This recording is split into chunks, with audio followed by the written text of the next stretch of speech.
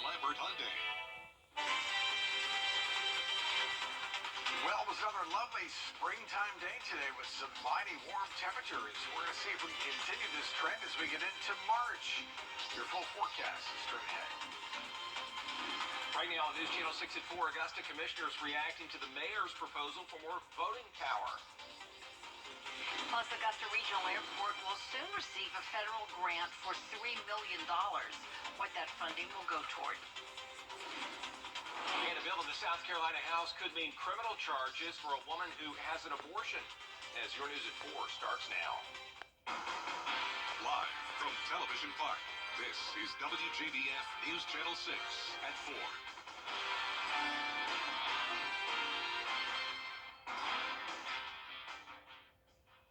Thanks so much for joining us this afternoon. We do want to begin with breaking news for you today out of Richmond County, where 2 deputies are now facing charges.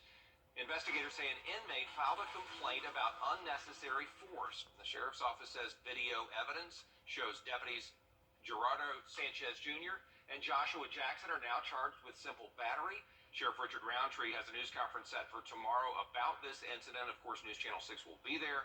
We'll bring you the latest right here at noon. 2 people are in the hospital after a plane crash in Edgefield County. It happened around 1 o'clock this afternoon along Girl Scout Camp Road near the Edgefield County Airport in Trenton. EMA Director Foster Crowder says the aircraft was hand-built and the 2 victims were in the process of flying it before the crash occurred. Both people were taken to the hospital and their injuries are non-life-threatening. The cause of the crash remains under investigation. Well, it looks like Augusta commissioners are not ready to... Just a few minutes, Jenny Brent. All right, Tim, thank you so much. The family of a murder victim in Augusta is now offering a $10,000 reward.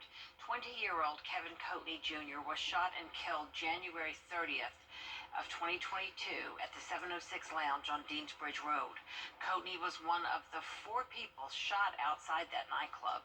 No suspects have been arrested so far. If you have any information in connection to this shooting, please call the Richmond County Sheriff's Office. Georgia lawmakers working on new measures that focus on school safety. Governor Brian Kemp announcing a $50,000 grant for every K-12 school to improve security. The funding will also help schools come up with safety plans. That money could pay for key cards, cameras, officers, or training. Well, there are school security grants. I believe it's $60,000 per school so that they can upgrade their school security. And of course, we've seen incidents in schools all across the country, and it's going to be up to the locals to decide what they need to best secure their students and their faculty. Part of the funding will also go toward the Georgia Public Safety Training Center. That'll help school resource officers do drills and prepare for an active shooter situation. A bill proposed by an upstate lawmaker would consider abortions the same as murder and would make abortions punishable by the death penalty. Representative Rob Harris is a Republican from Spartanburg County. He says he filed House Bill 3549, the South Carolina Prenatal Equal Protection Act, back in December.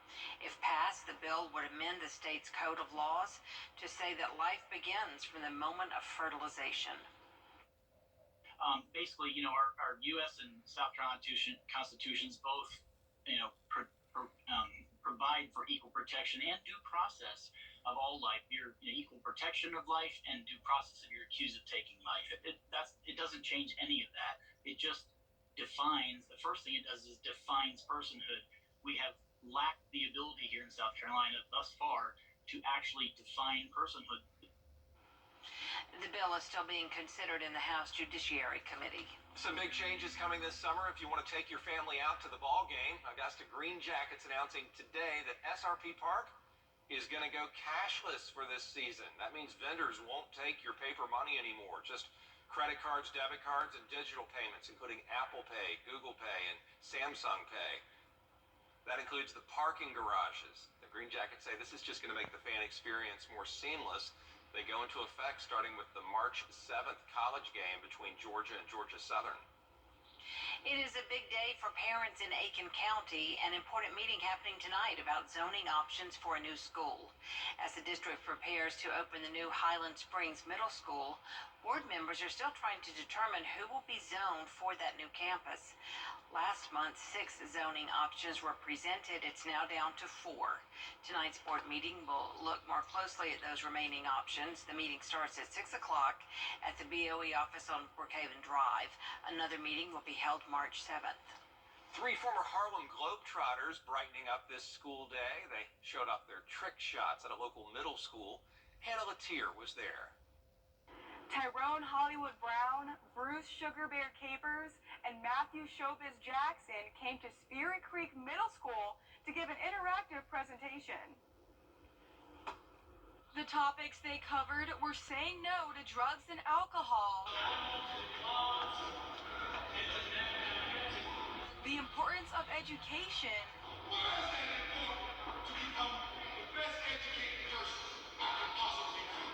anti-bullying, and conflict resolution.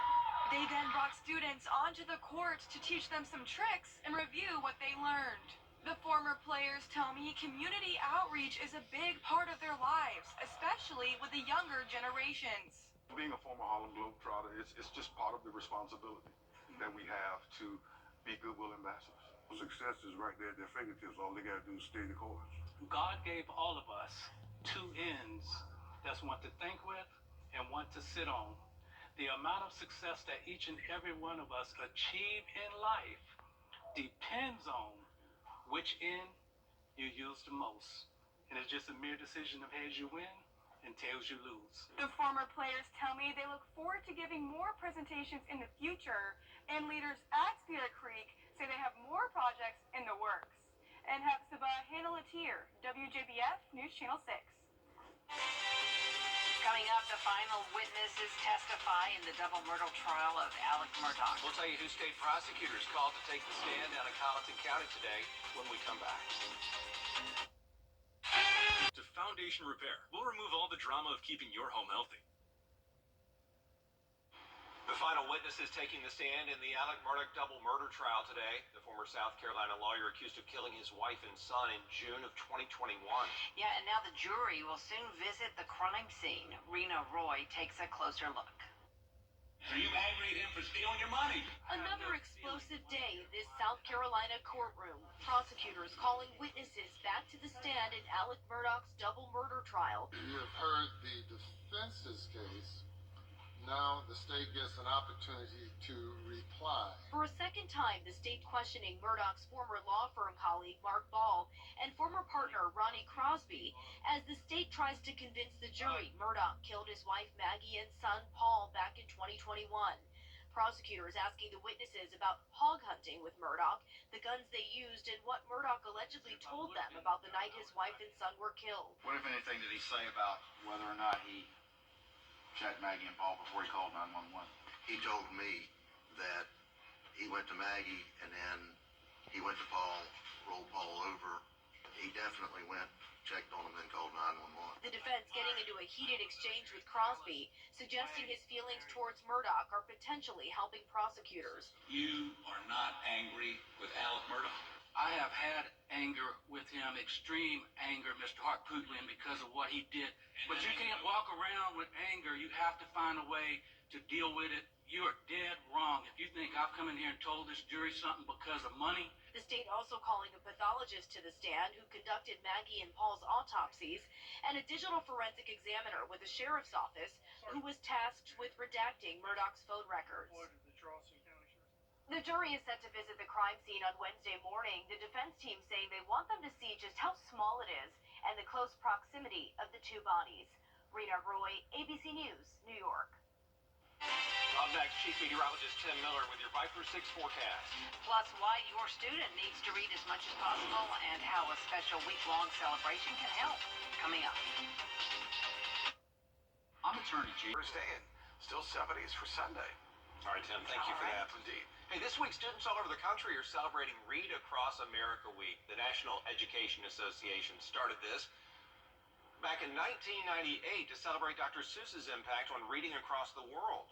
The goal of these events is to get children and teenagers reading to help them with language skills and to excel in other subjects in school. We talked to a local principal about this. We definitely saw a dip the first year with the school report card that came out last year, but we are very excited that our MAP scores from this year show that we are jumping back. Are we all the way back to where we were before school closure? No, but we have definitely at least cut that gap in half. Long, and pretty much every single teacher I've ever spoken to says, parents, you can do a ton of good at home by reading to your children every day. Very important. Coming up, one local elementary school is coming alive to help celebrate Black History Month. We're going to take you to Thompson to see this special museum when News Channel 6 at 4 returns. Getman Heating. Students in Norris Elementary School celebrating Black History Month in a big way. News Channel 6's Brandon Dawson has the story. At Norris Elementary, students brought Black History Month to life with their live museum.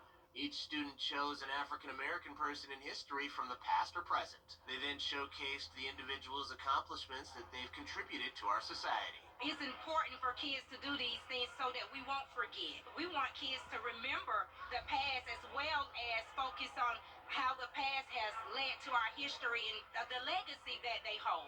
Parents were lined up for the event and got to walk around and see students represent different people for Black History Month. The kids stayed in character the whole time. So who are you supposed to be? Richard Pryor. I'm supposed to be Katherine Johnson. Tyler Perry. I am Whitney Houston. Kids have worked extremely hard, both them and their parents and teachers here at Norris Elementary School, as well as our administrative staff, to make this happen. Words can't explain how happy I am for my students. Students loved showing off what they've learned. Now who are you supposed to be? Mariah Carey. Mariah Carey was born on March the 27th, 1970 in Hinton, New York. I am Jackie Robinson. I was born on January 31st, 1919, and I am mainly known as being the first African-American Major League Baseball player since 1889. Hello, I hope you have had a great day today so far. I am Alice Walker, and you'll learn a little bit about my life. I was born February 9th, 1944 in Eatonton, Georgia. The event was fun and educational. Even some of the parents joined in to help the students.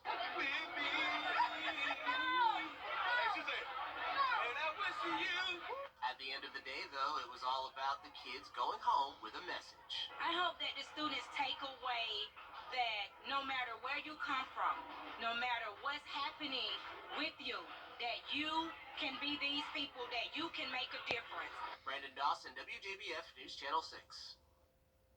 There is more coverage coming your way next on News Channel 6 at 4:30. Including the Supreme Court weighing in on President Biden's student loan forgiveness plan. The latest from today's arguments when we come back.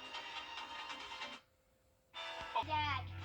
The live 5 for 6 Skyview Network, sponsored by Terry Lambert Hyundai. Well, today, the last day of February, feeling more like the last day of maybe April. Awfully warm outside, and it still continues to be warm tonight with temperatures in the 80s. We'll have a full look at that 5 for 6 forecast coming up. Right now on News Channel 6 at 6, what Augusta commissioners are saying about the mayor's push for voting power, their reaction to that proposal. Also had Augusta's Development Authority filing a lawsuit over those Masters Week concerts that never happened last year. A look inside that lawsuit coming up. And Augusta Regional Airport getting a new $3 million grant. What that money will be used for, as your News at 6 starts now. Live from Television Park, this is WJBF News Channel 6 at 6.